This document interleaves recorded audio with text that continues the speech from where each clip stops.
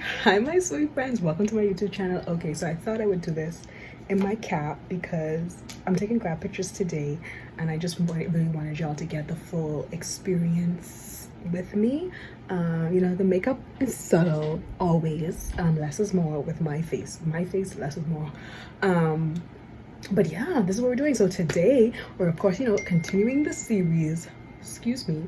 We're continuing the series of all the ladies, all the wonderful, wonderful ladies. And today we have all things Miriam.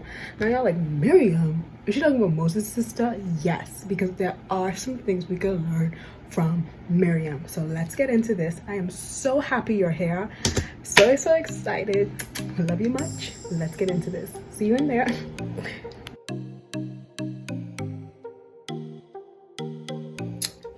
Alrighty, girls. So Miriam, of course, was a prophetess. So just off the bat, by her title alone, we know that she was also able to discern the voice of God. And you know that I am obsessed with all of these women because they can discern the voice of God, because God speaks to women. So don't ever let anyone tell you that God cannot speak to you, okay?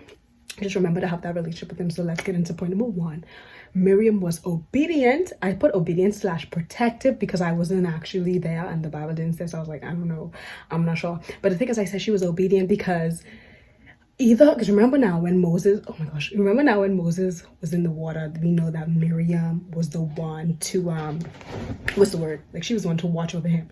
So I'm like, either her mother told her to do that and she was obedient following her mother, or she was just that protective older sister and she just went and did it on her own. So both of those are good qualities regardless of whatever way you want to take it. But but regardless, even if she had to be obedient, she was still protective of her brother. So women naturally are protective, so she was obedient and protective. She was bold, and I love to say that these women were not your average clown, okay? Because the thing is, when Moses went up in the basket to my gosh, I forgot her name. Anyway, to the Egyptian, his mother. Oh my gosh, I forgot her name. Wow, my brain is not my brain today. But anyway, when Moses went up to her, Miriam went up to this woman. Now Miriam, I remember, she was a slave. This woman was Pharaoh's daughter. And Miriam said, I am not your average clown. And Miriam walked up to this woman as she was bathing. Do you know the courage that you have to walk up to someone and they are bathing? First of all, you are what? You were a slave and you were walking up to someone who was bathed. Bold if I ever seen one. Miriam was bold. So I don't know like what was the law about it, but anything can happen to Miriam, because one was like, how dare you come to me? Slap. I'm bathing. How dare you come to me? Slap. You are a slave. So many things can happen, but Miriam did not care because she was what? Not your average clown. She went up to her. Miriam was wise. Like, she was quick on her feet, because when she went up to Pharaoh's daughter, she immediately was like, do you want me to do you want me to go get a Egyptian to go and nurse the child for you? And that gave Moses' mother the opportunity to spend more time with her son. Like, even though she knew she had to do what was best for him and let him go, she still was able to have that relationship with him and bond with him even more. So she did things like that. She was wise and quick on her feet. You know what I mean? So she was not ashamed to praise. When we read the story, and at the end, that what I was talking about was at the beginning, but this now at the end, after they were out of Egypt, in the Bible, she grabbed that tambourine and she led.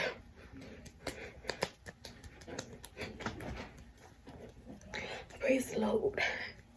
Praise the Lord. She led those people to praise the Lord. And I feel as though as women, we need to not be ashamed of our praise, okay?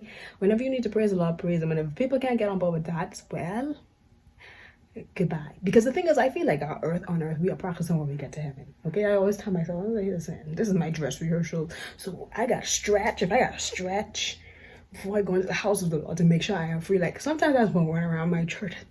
Can I just run, but we cannot be ashamed of our praise, because there's leadership in that, and someone might need you to see how you worship, to say, you know what, so no, don't be afraid to praise. Like, grab your tambourine if you need one.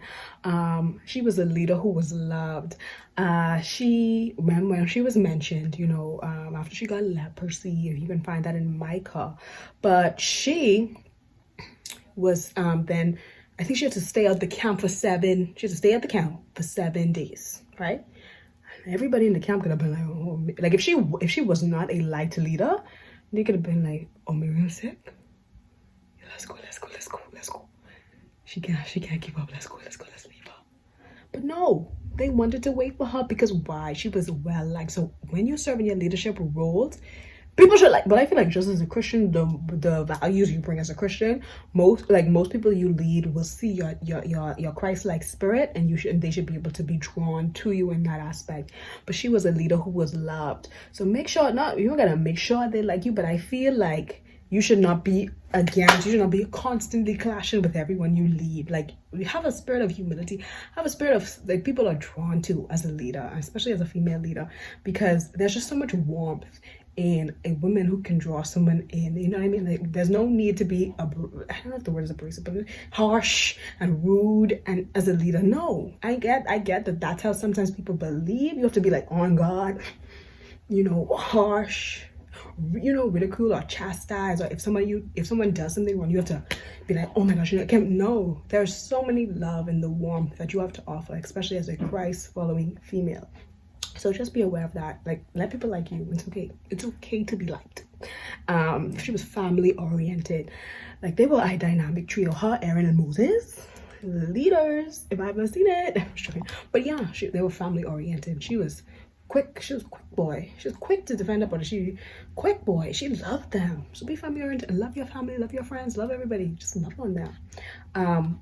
What can we learn? So, like I said, as I mentioned in the story, as I was reading this, anyway. Never mind. Y'all go read it.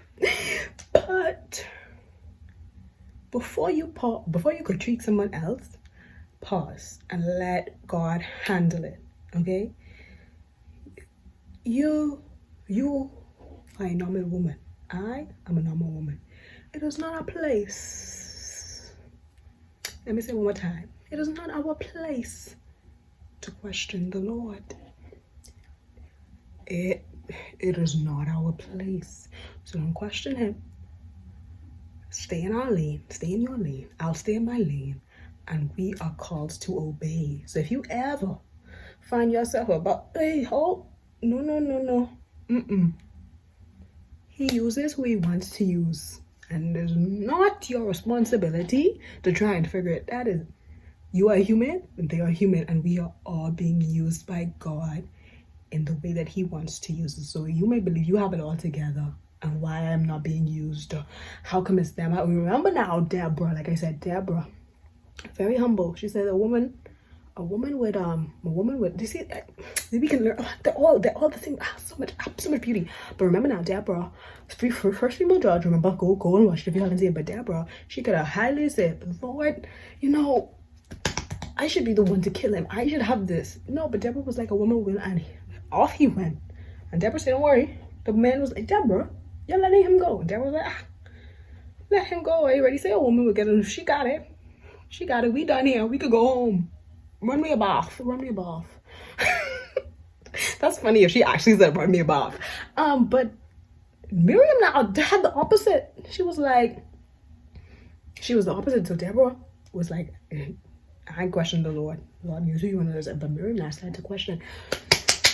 So I respect Miriam, but do not question. Learn from her and do not question him. We see from her that she had family and friends who can intercede on her behalf. So after she got leprosy, because she stepped out of her lane, she got leprosy, she needed friends and family to go before the Lord and intercede on her behalf. I always say that a lot of these videos, when I say about these women, they have people around them who respect them, who like good community.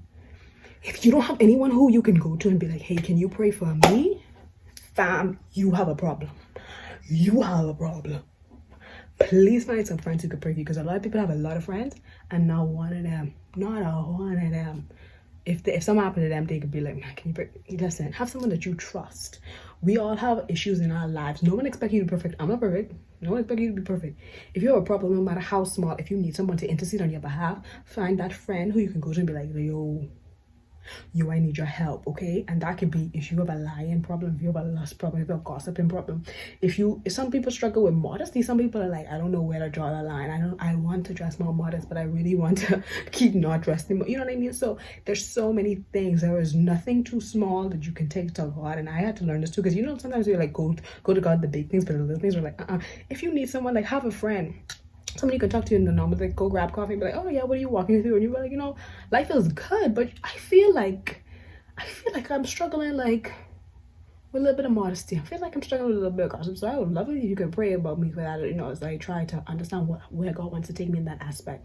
But have people around you that you can confidently know that they can go, and they're just saying like, oh yeah, I'm praying for you. No, that they are actually praying for you.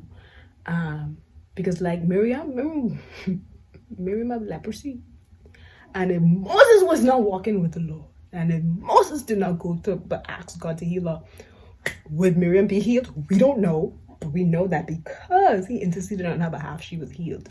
So make sure you have friends and family like to support you in that aspect. So we learned a lot from Miriam. That was quick. But like I said, I think the main takeaway, what I got from this, is don't ever step out of my lane. So say with me, I will never step out of my lane. I am a college graduate. Thank you. I graduate on Thursday. Well, I got boots as a college graduate, but I haven't walked yet when y'all watch this. But at the same time, I'm a college graduate. Class of 2021. Happy Sunday. So glad you stayed with me to the end. Love you lots. Bye.